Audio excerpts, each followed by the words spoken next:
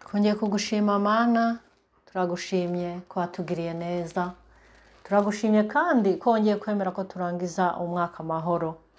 Turagushima twebwe abakiriho, twebwe abahema, kuko abamaze kugenda bo ubu ntibakigushima. Niko ijambo rivuga. Ibyo batakoze byararangiye, ariko twebwe dushitse kuri uyu munsi, umunsi wa mbere w'umwaka. Nukuri nushimwe, nuhabwa icubahiro, ushimwe urabikwiye, ushimwe ubereye amashimwe. Ego watuzigamye iminsi yose irangiye inyuma yacu, guhera ku munsi wa mbere gushika kuri uyu munsi. Waratuzigamye amezi 12, ukuboko kwawe kwabaye hejuru yacu. Mu byo twakoze byose, mu byo twahuye navyo byose, turagushima ko yatuzigamyemo tukaba tuyarangije amahoro. Aka warayituzigamyemo, twabonye ukuboko kwawe muri byose. Turagushimye Mana. Twarakubonye mu ngorane twahuye nazo, ntabwo zaduhitanye. Twarakubonye watugaburira, utwambika. Nukuri warakoze Mana, nushimwe. Twarakubonye kandi utuzigamira inshuti n'imiryango. Twarakubonye uturinda muri byose, nubwo twagiye duhura n'ingorane zitandukanye, ariko turacafise impwemo, turacagushima. Imitima yacu iragukengurukiye. Nushimwe, ubereye amashimwe. Waratuzigamye, uraturinda muri byose, uturindira abana, uturindira imiryango, uturindira abagenzi. Nukuri warakoze Mana Nyeningabo. Twoguha iki? Twogushimisha iki? Nta na kimwe dufise co gushima.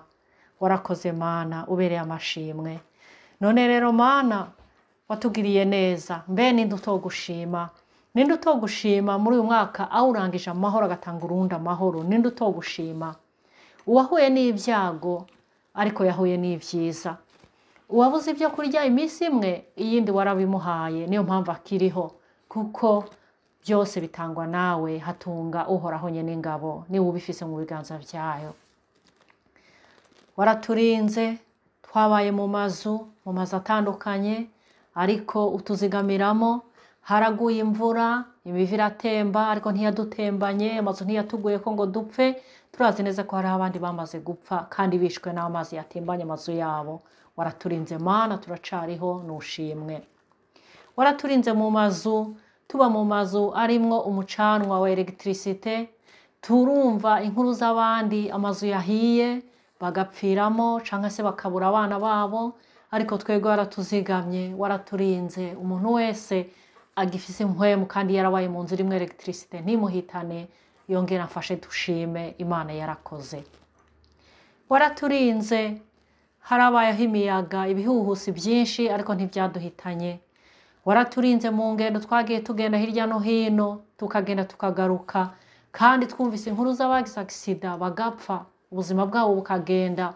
Tukumva inkuru z'abandi bacitse amaguru, abandi bacitse amaboko, abandi bavunitse imbavu, abandi bahuye n'ibintu byinshi bitandukanye. Ariko Mana, twe duhagaze dushima ko waturinze amahoro, umwaka tukawurangiza. Ibyo byose Mana wabiturindiyemwo, warakoze. Waraturinze aho twagiye tugenda n'amaguru. Hari abagenda n'amaguru bagatsitara bakagira ibibazo bikomeye cyane. Hari abagenda n'amaguru bagatsikira igufa rikavunika. Hari abagenda n'amaguru eka bagahura n'ibibazo bitandukanye hirya no hino. Hari n'abagiye n'amamodoka bagahura n'ama-accident atandukanye, ubu bakaba bari mu bitaro canke barwariye muhira. Ariko Mana, waraturinze umwaka wose, ntabwo azo accident zaduhitanye.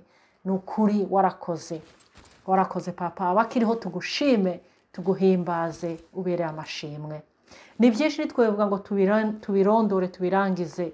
Ico tubuze gusa mu ijambo rimwe, tubuze tuti warakoze. Ni ijambo rimwe, warakoze Mana. Waratuzigamye muri byose, nubwo twahuye na byinshi bitandukanye, ariko warakoze, nushimwe. None rero Mana, muri uyu mwaka dutanguye, uratuzigama n'ubundi, kuko kwawe ukomeze kube hejuru yacu.